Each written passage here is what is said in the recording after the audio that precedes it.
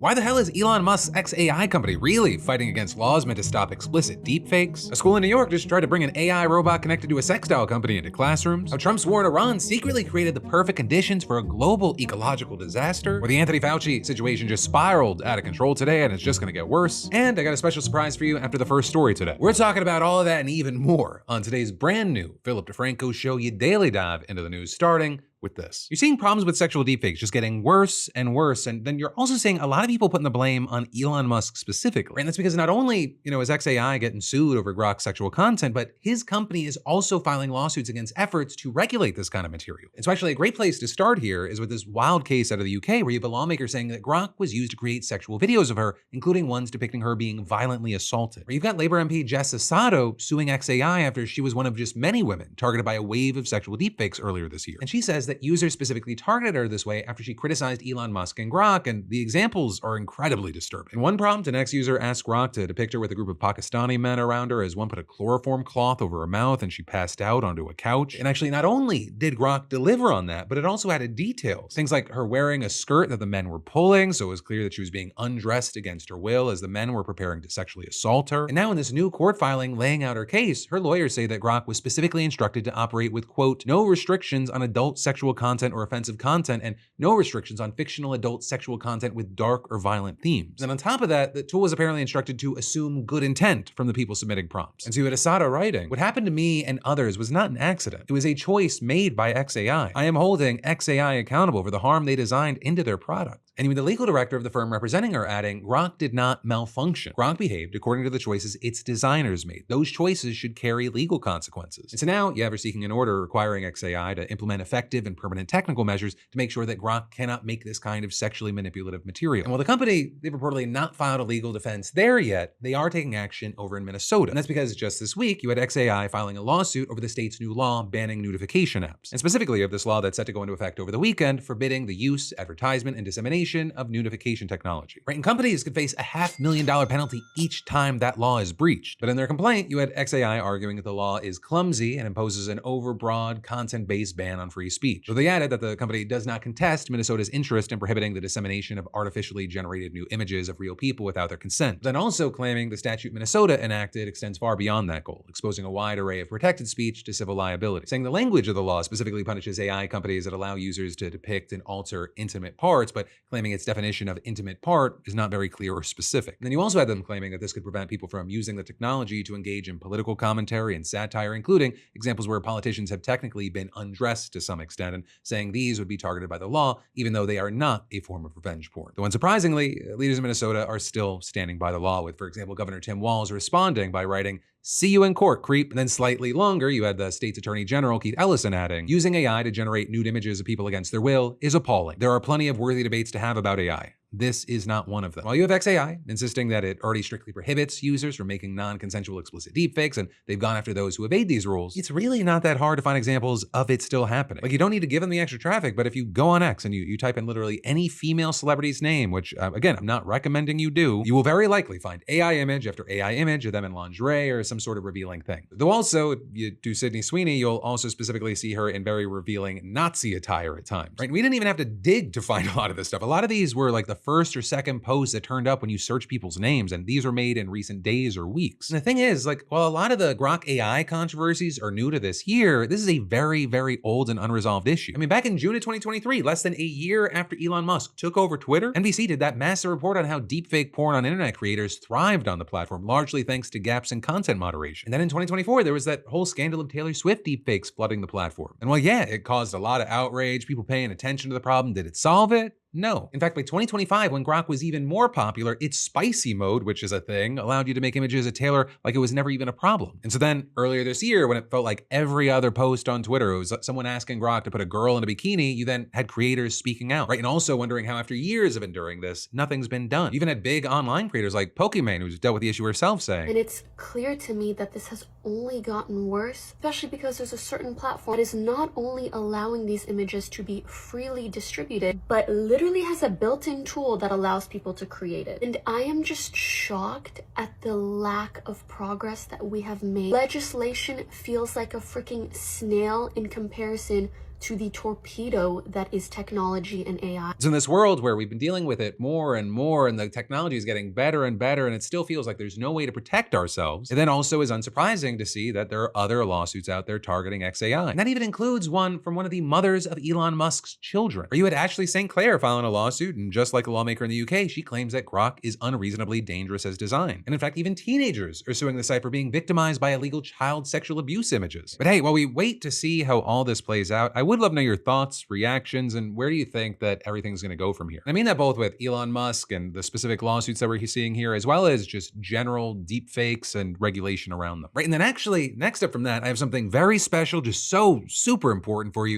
and it's gonna be coming from half of y'all's favorite DeFranco, which of course is Lindsay DeFranco. It's probably more like 70%, but let's all lie together and say it's 50% just for my ego, please. Right, and Lindsay, she's been busting her butt running for this very pivotal state house seat here in Georgia and promoting others to help flip Georgia blue. But today, she's coming on for a few reasons, starting with explaining from being on the ground herself, in these rooms herself, what Trump Republicans just sneakily pulled to try to hijack the elections because they just know how deeply unpopular they are right now. But apparently affordability is a hoax. Don't believe your lying eyes when you're at the gas pump or in the grocery store. Fund our schools, make sure you have healthcare access. Why do that when we could, snuggle up to flock? Erode personal privacies. Maybe let's build a data center in your backyard. But also, before I hand her over, I do have to do something rare, and that is I want to ask you to join our fight. Right, obviously, we are throwing our money into this race ourselves, but her opponent is backed by some crazy ass PACs, gambling money, and billionaires like Rick Scott, so we are fighting against crazy amounts of money for a state house race. In Lindsay's campaign, it is funded by, again, ourselves and amazing, beautiful bastards like you, because Linz refuses to take dirty money. And you can join the LFG Army, which LFG stands for Lindsay for Georgia, and definitely not anything else if anyone asks, at lindsay4ga.com. There's a QR code. I got a link in the description in the top comment to make it very easy. The average campaign donation has been $40, but any amount more, less, whatever, it gets us a step further. But again, there's some craziness we need to talk about here. So without further ado,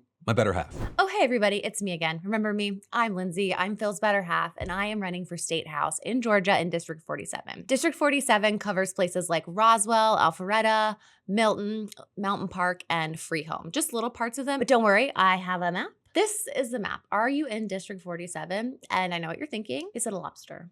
Yes, they gerrymandered this district so hard that they gave me my own campaign mascot. This is Larry. Got a little picture of him, so he will be forever with me and always in our hearts. And I'm bringing Larry up because I want to tell you how Georgia Republicans just hijacked our elections and stripped power away from the Secretary of State because they know they're about to get pummeled in the midterms. So to back up a little bit, Georgia's legislature meets only 40 days a year. That's 40 days to make all the laws for 11 million citizens. And that time usually goes from January to April. So if there's a special session called outside of that time, it's usually because there's some sort of emergency. And in June, this emergency was our elections. Here's how you vote in Georgia right now.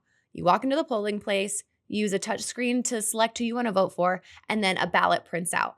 On that ballot is a QR code, and it also has the list of names of the people that you voted for. Now, when you feed your ballot into the scanner, it doesn't scan the names, it actually scans the QR code, which, because you can't detect what a QR code says with the human eye, I understand why some people would be uncomfortable with that. In my perfect world, the scanner would actually read the names and we would just get rid of the QR code, which is exactly what Republicans wanted to do. The QR code part, not the other part. So back in 2024, Republicans, under the guise of election integrity, said that as of July 1st, 2026, any ballots that were counted with a QR code would basically be illegitimate. So basically, QR codes could not be used past July 1st, 2026. However, they did not take care of this problem. So they had 2 years to build the replacement, fund a replacement, do whatever they needed to do to make our elections legal. And they didn't do it. They didn't pick one. They didn't build one. 2 entire legislative sessions came and went. They set their own deadline and walked past it, months out from one of the most, if not the most, consequential midterm elections of our lifetime, with no legal way to count your vote. So Brian Kemp had to call everyone back for a special session this summer. It's 5 days, $65,000 a day. That's not very fiscally conservative, if you ask me, all to clean up a mess that they made themselves. But that wasn't even the whole reason that he called the special session. There wasn't even going to be a session, as far as we knew, until the Supreme Court made the ruling in the Calais case, which gutted the Voting Rights Act. He and Georgia Republicans saw an opening to redraw our district maps. Fortunately, enough of us showed up on that day that we scared the Republicans into withdrawing that effort. But that doesn't mean that that fight is over. See, I believe they withdrew this effort now because they knew that if they redrew the maps over the summer, that it would galvanize and energize more Democrats to vote in the midterms. But they put it to the side. They said, we're not going to do it right now. I wholeheartedly believe that they will call a special session back in November after the midterm so that they can draw the maps then with no threat of being voted out. All right, so back to QR codes and the issue of voting. The Republican solution was Senate Bill 3EX. So it was supposed to tackle the issue of the QR codes, but they actually pushed that problem to 2028. So we can still use QR codes this year. So were they really a problem in the first place? Or was this just about control? I think it's about control, and I'm about to tell you why. In addition to moving the QR code deadline to 2028, it also created a new committee. Yeah, this 9-member committee is now going to be in charge of choosing the new machines, the new way you vote, the way votes are tabulated, etc. Now, this new system has to be a system that uses hand-marked paper ballots. This is something that election deniers in Georgia have been fighting for years. Now, if you know anything about Georgia politics, you know that that privilege usually lies with the Secretary of State. So the third thing that this bill does is it strips the Secretary of State of that ability. Yep, the Secretary of State no longer has the authority to select, certify, or purchase the systems that you will use for voting.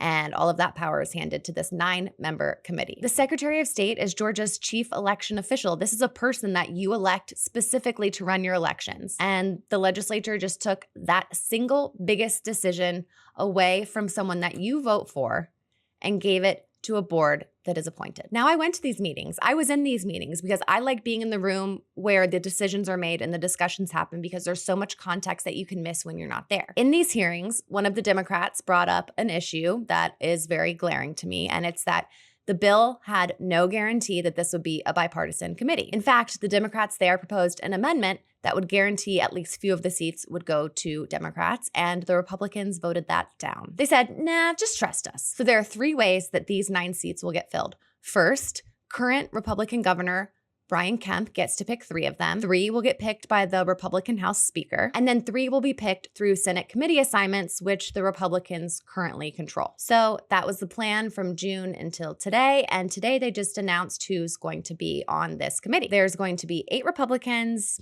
and 1 Democrat. So I guess we got our minority representation, but does it mean anything? The grand scheme of things, probably not. And co-chairing on the House side is Representative Tim Fleming. If his name sounds familiar, it is because he is running to be Secretary of State in Georgia. He is the Republican nominee for Secretary of State. So he's running to be the official that this bill just took powers away from, while personally designing the system that person will have to run. If he wins in November, he gets to certify a system that he built. But if he loses, it's not a big deal because he's still in control of our elections. Fleming has said that the goal is to make it so that Democrats can't steal our elections. He's also a Trump loyalist. Now, this is a state where in 2020, the election was certified 3 different times. Once, the count was by hand, and the Republican-led state certified it. And every single court case failed. There was no fraud.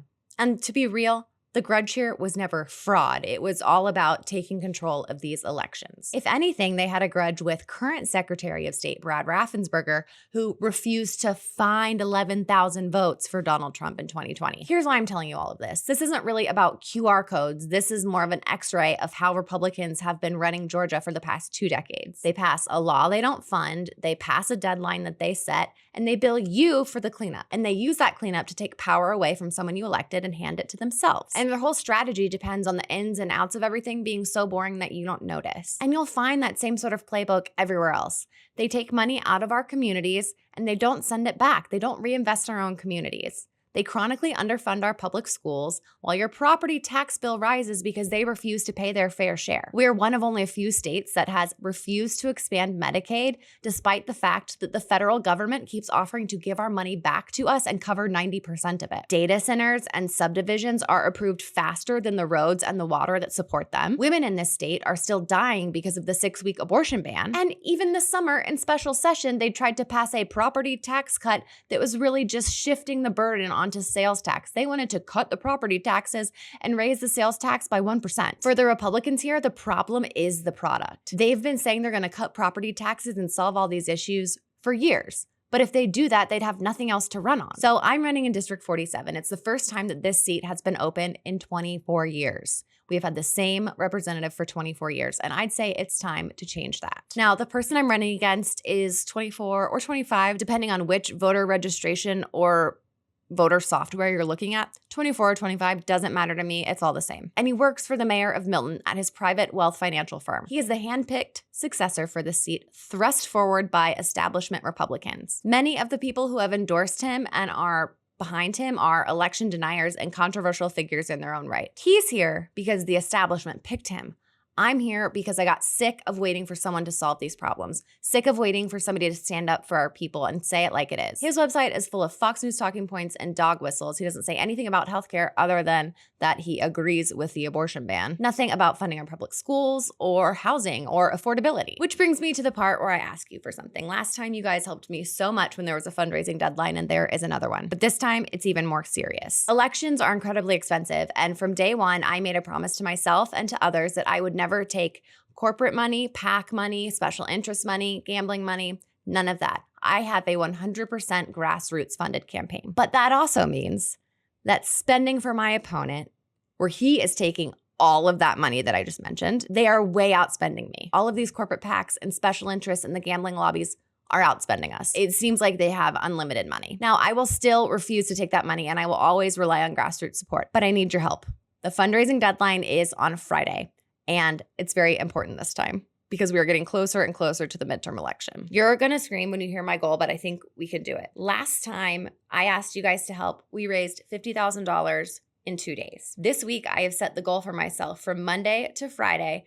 I want to raise $100,000. And I know you think I'm crazy, but it is doable. Listen to the math. We just need 2,128 people to donate $47 because of District 47, and we will have hit our goal. Or 1,000 people to give $100, or 500 people to give $200, or 100 sugar mommies and daddies to give $1,000. Or, the max amount you can do is $3,300, and if you do that, I will come give you a big kiss on the mouth. Just kidding, I won't do that, but I will be eternally grateful. At the end of the day, I would rather owe thousands of ordinary people a thank you than have to answer to one special interest. I pride myself on being transparent and accountable, and the last thing I want is for anybody to wonder why I am voting the way I am voting, or who is behind my decision. This is a huge year in Georgia. We are expecting a huge blue wave, and I know that is overplayed, but I really think that we can do this, and we need to be able to stop Republican redistricting efforts to further take our tax money and give it to corporations and data centers. We need to be able to reinvest in our communities and help the people that need it most. Democrats just need 10 seats to flip the House.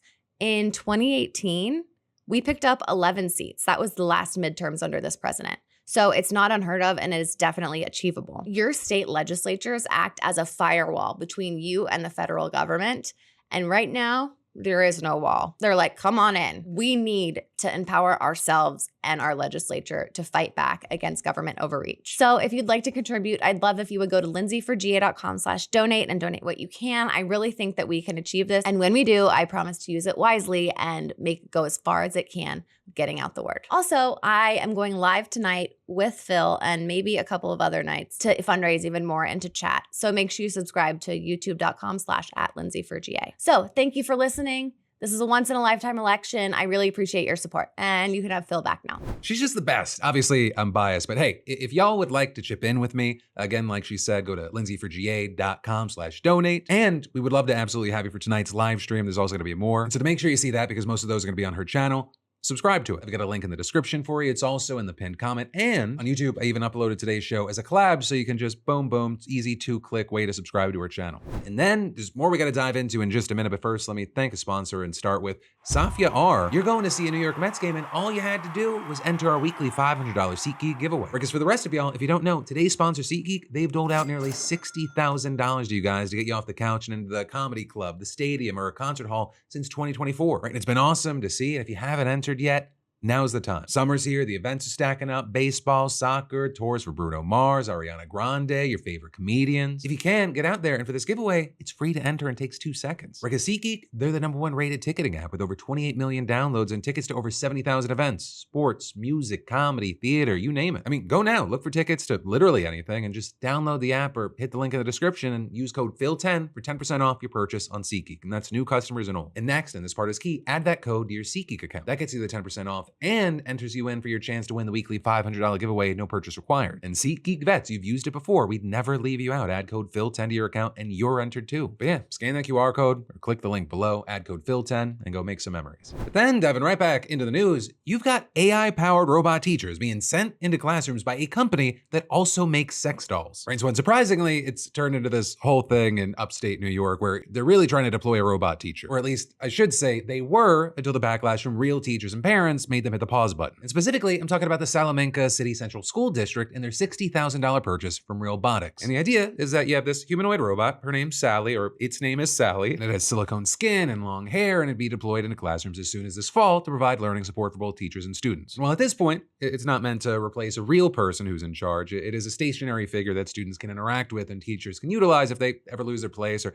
they need a prompt for what comes next in the curriculum. And stationary is one of the key words here. Reportedly, Sally is just meant to sit in one place, but will also have a variety of facial expressions and upper body movements to mimic human speech. Hopefully, Sally doesn't move her hands like I do, because that might make her a killbot. But then also, on top of the robot's physical presence, this whole deployment will include an AI teacher's assistant program so that students can interact with the robot via an avatar on their computers as well. Right in there, you had Andrew Kegel, the CEO of Realbotix, saying, "This deployment in a working school district represents a landmark movement for both AI and humanoid robotics. Salamanca marks the beginning of a new era where humanoid robots and intelligent AI assistants become standard tools in STEM education." And the district superintendent really painting this as a win for education and its use of AI, saying, "Many schools are taking the easy solution of simply banning it, but I have found that students will find a way around most rules that schools put in place. I also believe it is critical for schools to teach proper use of technology, not simply exclude it." Right, but the positive outlook on all this, it kind of ends there, because as far as the teachers and the parents, you're really seeing waves of backlash coming from a few different directions. It definitely starts with the classic AI problem for a lot of people. How is the student's personal information going to be stored and used beyond the classroom? Because you see a big feature of Sally is that it's going to be able to recognize a student's personal ID number and remember their previous conversations and their learning data. So you've got people asking, well, what's going to be done with that information? And well, there you have the superintendent promising that both Sally and the avatar will operate on a closed system that doesn't connect to the internet, saying Realbotix, they wouldn't have access to personally identifiable student information. But then that brings us to the other big problem for a lot of people, and that is the manufacturer itself. Because 2 years ago, Realbotix acquired Simulacra, which is a Las Vegas-based company that manufactures sex dolls. And that is a connection that has unsettled a lot of people, including the New York State United Teachers Labor Union. And you heard their president, Melinda Person, which just for this story feels like a really, really funny name, saying that a robot built by a company associated with sex dolls has, quote, "no business in our classrooms," and adding, "Our students don't need robots, they need real relationships with caring adults. Educators notice when students are struggling, celebrate when they succeed, and help them discover who they can become. No robot can do that, no matter how lifelike its skin or specific its regional accent." And with all this, you had Realbotix later clarifying that there is a difference between their company and the one that makes the sex dolls, by saying that a sister company named Intima LLC holds the ownership stake in the AI-powered sex doll manufacturer. And you've got them promising that there's no crossover in the products provided by Realbotix LLC, which is focused on healthcare, education, and other non-adult commercial applications, and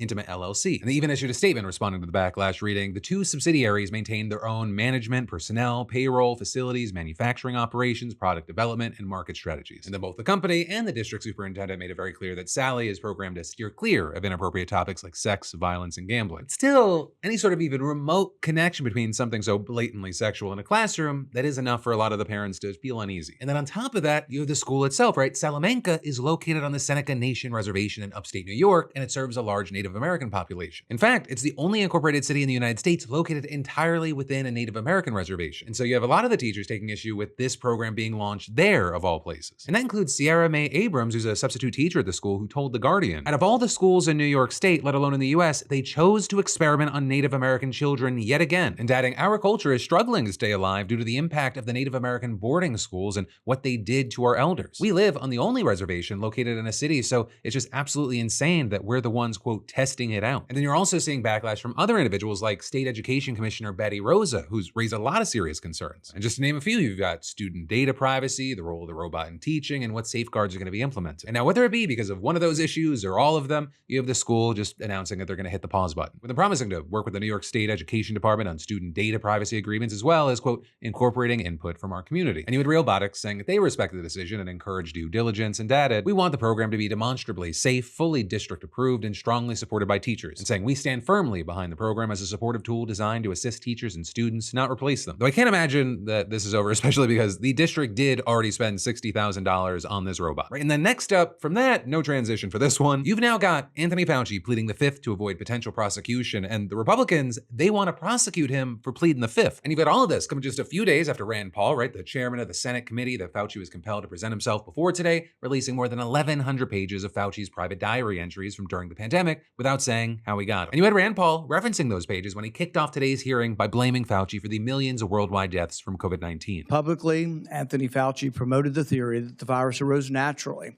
while privately, he was well aware of a mountain of evidence suggesting the virus originated in the lab. The American people deserve answers. The American people deserve to know why dangerous research was funded by NIAID in a totalitarian country. The decision to fund dangerous gain-of-function research in Wuhan, China, will likely go down in history as perhaps one of the worst public health decisions. Frankly, the American people deserve an apology. And so Paul's main claims, though there are many, many more, are that COVID-19 most likely came from a Chinese laboratory, either accidentally or on purpose, that Fauci covered it up, and that this may have happened because the National Institute of Allergy and Infectious Diseases, under Fauci's leadership, funded so-called gain-of-function research in Wuhan. Right? And that is a type of research that is genuinely controversial because of the potential for dangerous pathogens to spill out of labs and cause a pandemic, but also to be very clear here, it cannot be definitively said that Fauci funded that type of research in China. And it also cannot be said that this resulted in the COVID-19 virus or even that the virus came from a lab at all. Now, as far as funding, the NIAID under Fauci did fund a US-based nonprofit called EcoHealth Alliance that researched bat coronaviruses, including through a years-long project in China in collaboration with the Wuhan Institute of Virology. And so some of the federal money did really end up in China, but there is a debate over whether the research done technically qualified as gain-of-function research. Though also, either way, there's still not solid evidence that the virus came from a lab. Now, it is true that the CIA and the FBI and the Department of Energy and a Republican-led select subcommittee, they've come out in favor of this theory. But also, a very key thing is that after years of study, the consensus among most scientists, the people who actually study viruses for a living, is that the virus is most likely natural in origin. And very notably, with all that, Rand Paul, he even continued to point to evidence that's been debunked. And so, for example, you've had him repeatedly suggesting that the virus has a feature not found in nature. And it is true that early on, scientists thought that this feature suggested that the virus had been made in a lab. But now that they've studied it more closely, they found that this feature is actually common in other coronaviruses and that the COVID-19 virus actually has many qualities suggesting that it has not been engineered. But that said, whatever scientists think today, you had Paul saying that Fauci's early diary entries prove that he covered up evidence supporting this lab leak theory back then, but that is also not the case. Right? Paul's claims, they seem to be largely based on Fauci's writings from the early days of the pandemic when, one, he wrote that a wet market in Wuhan was not the source, it was the amplifier, and two, he talked about a conference call that he convened with a dozen experts to consider the lab leak theory and said that most of them wouldn't definitively rule out the possibility of deliberate insertion. But with number one, Fauci said literally in the next sentence that it meant the virus jumped from animals to humans. And with number two, you have many saying that scientists refusing to rule out the possibility is not the same as saying they believed that theory or had solid evidence to support it. And ultimately, Fauci, you had him consistently in public and in these diary entries saying that natural spillover is the most likely scenario, but that there is no definitive proof for any theory of the pandemic's origin. And in fact, with all that, ahead of today's hearing, you had more than 155 scientists, physicians, and public health advocates signing a letter calling for an end to what they describe as the vilification and harassment of many American scientists by the Trump administration and its allies. You also had this letter dismissing the allegations against Fauci as baseless and saying no credible evidence has been produced to support these absurd charges. Also adding that these allegations have led to a 5-year period of harassment and threats of violence directed at Dr. Fauci and his family. And when you had Fauci making his opening statement, he clearly appeared fed up. Or you had him starting by saying that his decades of appearing before lawmakers showed his respect for the value of congressional oversight, but then he continued. However, given Senator Paul's obvious obsession with calling for my prosecution, his repeated slanderous comments about me, and recently his publicly releasing my unredacted personal diary aimed at embarrassing and intimidating me, the only conclusion I can reach is that the sole reason he is calling me before this committee is to get me to say something, anything, that could vindicate his repeated public pledges that I end up, in his words, quote, behind bars. And Fauci, he has a point. Paul has referred him to the Department of Justice for potential criminal prosecution, despite the fact that he was among those who received a preemptive pardon from Biden at the end of his term. But that pardon only protects him from federal prosecution for actions he took through the date that it was issued. And so it's clear that Paul saw this hearing as his chance to finally get him. Right, definitely public perception-wise, but also potentially legally. And you had him writing in a post a few days ago that the pardon won't protect him if he told any lies today. And so Fauci, he seemingly decided to not even take a chance to say something that could be argued to be dishonest in some way. Although it pains me to do so, because of the respect I have for the legislative branch of government and my decades-long record of cooperating with Congress, under the advice of my attorneys, I will invoke my right under the Fifth Amendment of the Constitution to refrain from answering your questions. But then, of course, you had a lot of people online taking this decision as evidence of Fauci's guilt. Or with people like Ben Shapiro, for example, writing, if he were truly the science, as he proclaimed, he wouldn't be pleading the Fifth, and doubting this is about Fauci trying to avoid a perjury charge based on the testimony he would otherwise give today. But then on the other side, you had people saying, hey, there are serious doubts that any charges would actually be pursued for a good reason and in good faith. And there, we have all seen Trump using the Department of Justice to go after his political enemies. But then also with this, you have some saying Fauci, he actually isn't allowed to plead the Fifth at all. Right? And so for example, you had Paul threatening that there would be consequences for not answering questions. So it's against the law to obstruct an investigation of Congress. There will be repercussions to your refusal to testify today. And then also when Fauci's lawyer tried to speak up for his client, Paul threw him out. You are not recognized, sir. Security, please remove him from the room. You also had Josh Hawley seemingly clip farming, asking Fauci what day of the week it was, and then Fauci pleading the Fifth. Let's just get one thing straight. You don't have any rights under the Fifth Amendment because you've been pardoned. Though I will say, Hawley isn't necessarily wrong. Right? The Fifth Amendment, it says that someone can't be compelled in any criminal case to be a witness against himself. And Fauci, he can't be federally prosecuted for anything that happened before Biden's pardon, which is when all the questions are focused on. So since he was under subpoena, he may have been obligated to answer, but as far as Fauci's lawyers, they would likely argue that he still has a right not to incriminate himself for potential state charges which aren't protected by a pardon, or any new charges that the DOJ might drum up based on his testimony. Not to mention, Republicans have talked about finding a way to undo Biden's pardon, so they could argue that there's some uncertainty there. But whatever the case, right, you had Paul saying at the end of the hearing that the committee would vote next week whether to hold Fauci in contempt for his refusal to testify. And again, suggesting that Fauci bears personal responsibility for the pandemic. Did his actions lead to the largest man-made plague in human history? Are the millions dead the result of his experiments or experiments that he approved? And while you also had other Republicans, taking their time to go after him, as far as the Democrats, what you saw them do was attack the whole process, slamming Paul and other Republicans for spending their time targeting Fauci when the current administration has cut scientific research funding and fired thousands of people at public health agencies. Right? Something that has been getting more and more eyes now that the country's been dealing with rising measles cases and the cyclospora outbreak. With many wondering, does this witch hunt help prepare the country for the next pandemic, which, according to experts, is a matter of when, not if?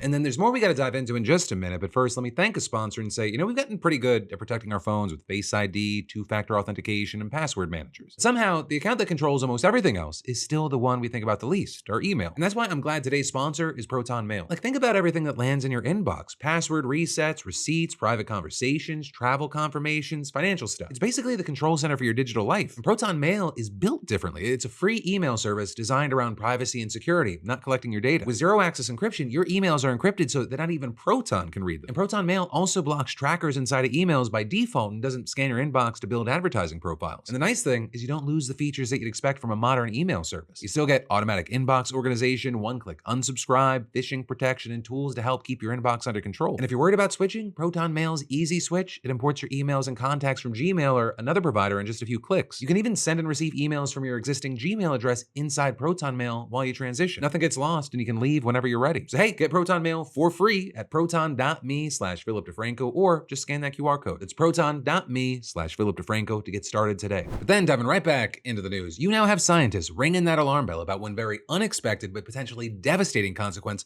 of Trump's war in Iran. You now have them saying that conditions are primed for a large-scale bio-invasion super spreader event. And if that sounds daunting and scary, that's because it is, though it might not be in the way that you're thinking, and we should break it down. Because as we all know, though, sometimes we forget because there's a million things happening everything, the Strait of Hormuz has been choked off for quite a while now. And as a result, you have a boatload doesn't fit. We're talking about ships. You've got a hell of a lot of ships stuck outside of it, patiently waiting for it to open back up. I mean, we're talking an estimated 1,500 ships in the Persian Arabian Gulf and hundreds more in the Gulf of Oman, which actually, according to this new study, is not only an unparalleled number of ships stranded in modern history, they've also been stuck for an unparalleled length of time. Right? Ships, they normally stay anchored in harbor for around 1 to 3 days, but these big boys, they've been sitting there for months. And just like how if a human sits in their basement for too long, they emerge covered in Mountain Dew stains, Cheeto dust, and greasy hair. And well, when these boats and these ships, they sit in the Gulf for too long, all of this nasty shit just builds up on their hulls. Algae and microbes, parasites and pathogens, barnacles and other invertebrates. And so now the fear is that when the strait does finally reopen, one of these days or months or years, these gunk-encrusted vessels, they're gonna sail right through carrying all sorts of invasive species to every corner of the globe. And that is no bueno, that is not good. They could ruin entire ecosystems, destroy local wildlife, spread disease. Not to mention just the cost on us humans, billions of dollars in damage, whether by invading fisheries or clogging the cooling systems of power plants. And also a fun fact, if you look into it, climate change combined with the Gulf region's extreme heat and salty water, it might make its local organisms extra resilient. Or in other words, like they might be leveling up right now. They would have an easier time penetrating foreign ecosystems in other parts of the earth. And all of that is why you have the study's lead author telling The Guardian, if you had to design the worst case scenario, I don't know if you could have done it differently. It is a perfect storm. And so seemingly you have this ticking time bomb, but then also, of course, that this doesn't happen until the strait opens back up. And if you happen to turn on your TV this morning or you saw a clip online, you might realize that doesn't feel like it's going to be happening anytime soon. President Trump tells Fox News about Iran, we are going to beat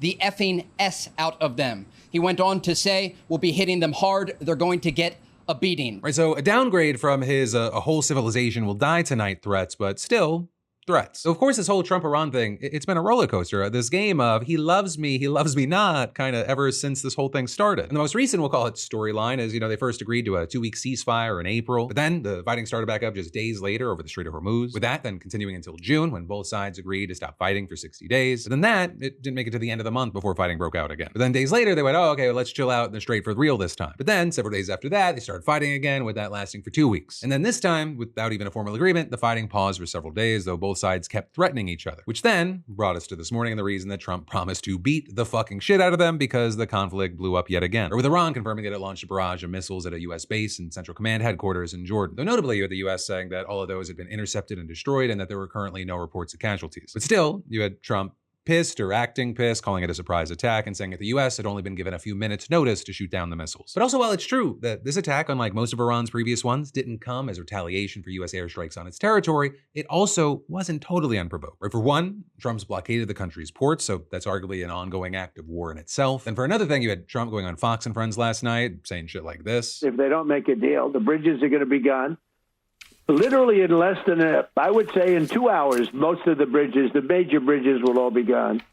And the power plants in 1 day. It really decimates a country. So those are the two big things. And then there's always the desalinization plants. And who am I hurting there? I'm hurting the people. So I'm not looking to do that. And so now we're kind of waiting to see if he follows through on those threats, which, just so we're clear, seem to be blatant threats to commit war crimes. Or you can't bomb civilian infrastructure to pressure the regime to come to the table, at least legally, like it is physically possible. But whatever he does, a lot of hawks, they're pushing Trump to do something, right? Because they're tired of this diplomatic merry-go-round. With, for example, Ben Shapiro replying sarcastically to the news of the so-called surprise attack with, I've been reliably informed that these are reasonable people with whom we can cut a wonderful deal, though. With that then seeming to provoke a catfight with a conservative journalist, Sean Davis, who said, passive-aggressively mocking the idea of negotiating with bad people is a rather clunky neocon attempt at demanding war until every possible enemy is dead. It's as childish as it is stupid and ahistorical. To which Ben shot back, your contention that the two alternatives are 1, negotiating with bad people, or 2, demanding war until every possible enemy is dead, is silly and reductive. With then Davis firing back, these are wonderful people with whom we can cut a deal, is itself reductive and silly, with a side of effeminate passive aggressiveness designed to manipulate people into believing total war is the only option. With then Ben laying out what he and others like him want Trump to do, which is to bomb Iran even more, keep sanctioning them, destroy their oil facilities, ramp up our own oil production as well as Venezuela's, and leave the strait for someone else to clean up. But then also, whether you agree with any of that, right, if you think it's a good idea or not, it is ironically what the Iranian hardliners also seem to want. Because you had 2 senior US officials telling the Wall Street Journal that they believe that Iran's Revolutionary Guard, they're actively trying to undermine negotiations, in this morning's missile attack